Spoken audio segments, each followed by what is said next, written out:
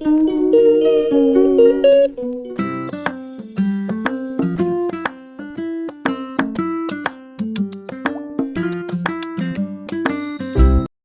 Friends, welcome to Kaviya's vlog. இன்றைக்கி பார்த்தீங்கன்னா ஒரு vlog தான் வந்து பார்க்க போகிறோம். க்ளீனிங் vlog தான்.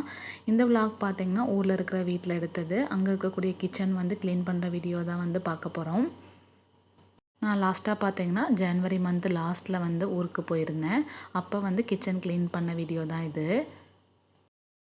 கிச்சனில் இருக்கிற அந்த டப்பாலாம் பார்த்தீங்கன்னா க்ளீன் பண்ண வேண்டியதே இல்லை. அத்தை பார்த்தீங்கன்னா அதை அப்பப்போ வந்து க்ளீன் பண்ணி வச்சுருப்பாங்க.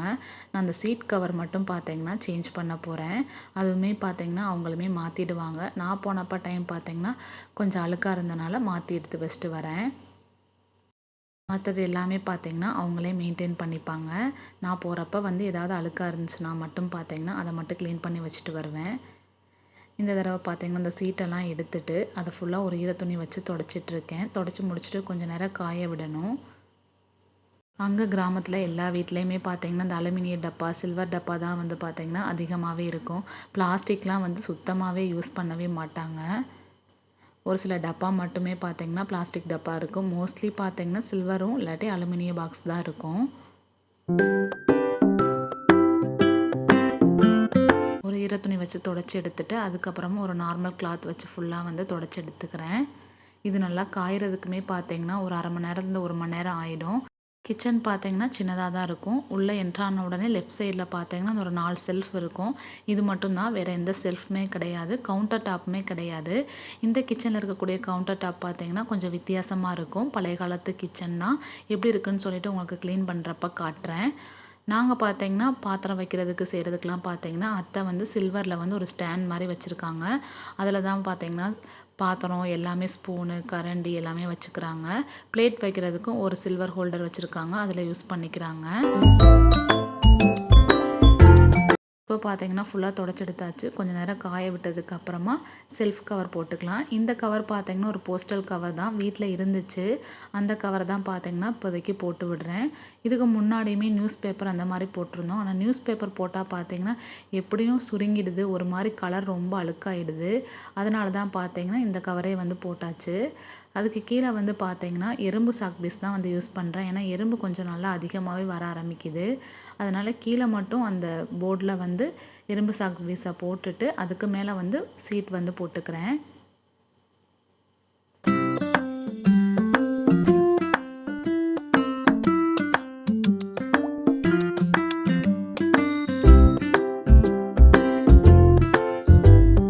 இந்த செல்ஃபில் பார்த்தீங்கன்னா ஃபுல்லாகவே மளிகை ஜாமான் மட்டும் வச்சுருக்காங்க.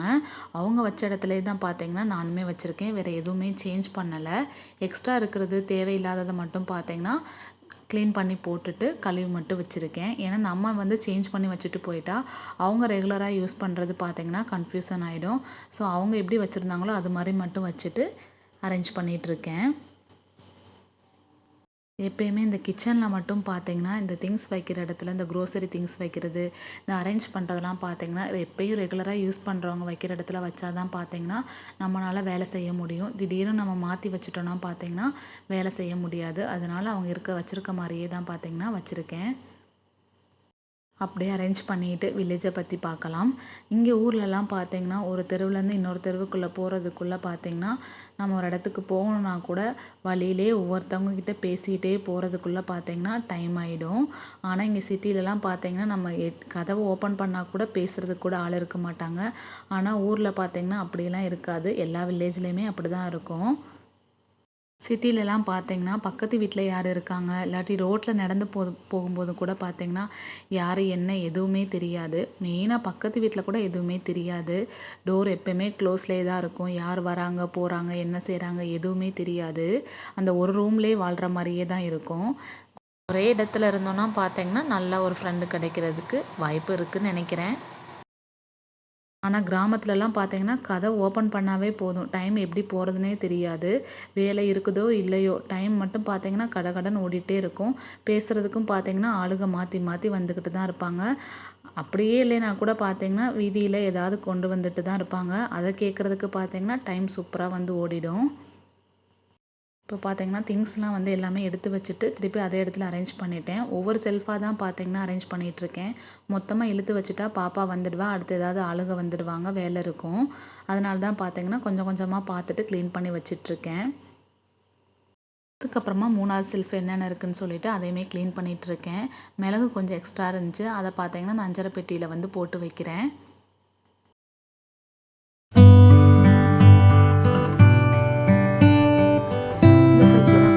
ஆயில் எல்லாமே ஆர்கனைசிங் பண்ணி வச்சுருக்காங்க. இந்த செல்ஃப் லாஸ்ட்டாக தான் வந்து க்ளீன் பண்ணணும். அதுக்கு முன்னாடி பார்த்தீங்கன்னா அந்த மேலே இருக்கிற செல்ஃப்லாம் பார்த்து என்னென்ன இருக்குது இல்லைன்னு பார்த்துட்டு எடுத்து வச்சிட்ருக்கேன். அதையுமே ஃபுல்லாக அரேஞ்ச் பண்ணி முடிச்சாச்சு. அடுத்து பார்த்தீங்கன்னா அன்றைக்கி கிச்சன் ஃபுல்லாக வந்து நெக்ஸ்ட் டே இது நாள் பார்த்தீங்கன்னா ஃபுல்லாக செல்ஃப்லாம் வந்து க்ளீன் பண்ணியாச்சு. நெக்ஸ்ட் டே பார்த்தீங்கன்னா இந்த கிச்சன் ஃபுல்லாகவே வந்து கழுவி விட போகிறேன். இந்த கிச்சனில் பார்த்தீங்கன்னா இந்த மாதிரி தான் வந்து கவுண்டர் டாப் இருக்குது பாருங்கள். கொஞ்சம் வித்தியாசமாகவே இருக்குல்ல. மேலே ஃபுல்லாகவே வந்து கவுண்டர் டாப், கீழே பார்த்தீங்கன்னா அந்த பாத்திரம்லாம் வைக்கிறதுக்கு அரேஞ்ச் பண்ணி வச்சுருக்காங்க. இதெல்லாம் பார்த்தீங்கன்னா பழைய காலத்து வீடு தான். அதுக்கப்புறமா ரீசெண்டாக வந்து கிச்சனுக்கு தகுந்தாப்பில் இடையில வந்து செல்ஃப் போட்டு சிங்க்கு போகிறதெல்லாம் பார்த்தீங்கன்னா இப்போ தான் வந்திருக்கு. அப்போயெல்லாம் பார்த்தீங்கன்னா சிங்க்கெல்லாம் இருக்கவே இருக்காது. எல்லாருமே கீழே உட்காந்து தான் பார்த்தீங்கன்னா கழுவுவாங்க.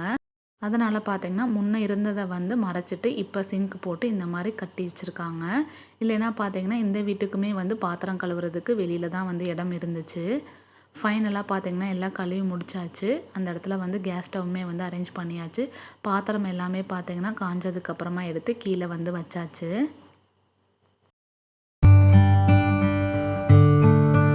ஆனால் இங்கே பார்த்தீங்கன்னா கிச்சன் கழுவுறதே ஒரு பெரிய வேலையாகவே இருக்கும். எல்லாத்தையும் எடுத்து அந்த மேடையில் இருக்கிறது எல்லாமே எடுத்து வெளியில் வச்சுட்டு தான் பார்த்தீங்கன்னா ஃபுல்லாக கழுவி விடுற மாதிரி இருக்கும். ஃபைனலாக பார்த்தீங்கன்னா உப்பு டப்பா அதெல்லாம் எடுத்து வச்சு இதை ஃபுல்லாக க்ளீன் பண்ணியாச்சு.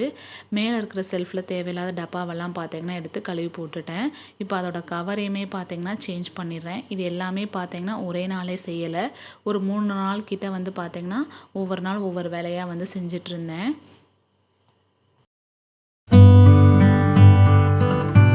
செல்ஃப்மே பார்த்தீங்கன்னா கவர் போட்டாச்சு. கவர் போட்டுட்டு பார்த்தீங்கன்னா ஒவ்வொரு பாக்ஸையுமே தூக்கி மேலே அரேஞ்ச் பண்ணிட போகிறேன். இந்த மேல் செல்ஃபில் பார்த்தீங்கன்னா மெயினாக அந்த மசால் பொடி ரொம்ப நாள் வந்து வச்சு யூஸ் பண்ணுற பொருளாக தான் இருக்கும். மிளகு, மசால் பொடி இந்த மாதிரி தான் இருக்கும். அதை ஃபுல்லாக எடுத்து வச்சாச்சு.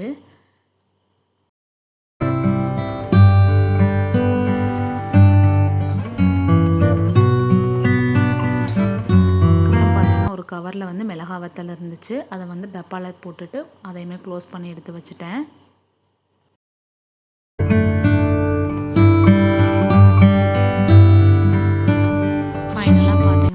செல்ஃபுக்கு வந்து வந்தாச்சு. ஆயில் வந்து இருக்கிறதெல்லாம் வந்து ஃபில் பண்ணி வச்சுட்டு தேவையில்லாத பாட்டிலெல்லாம் எடுத்து வெளியில் போட்டாச்சு.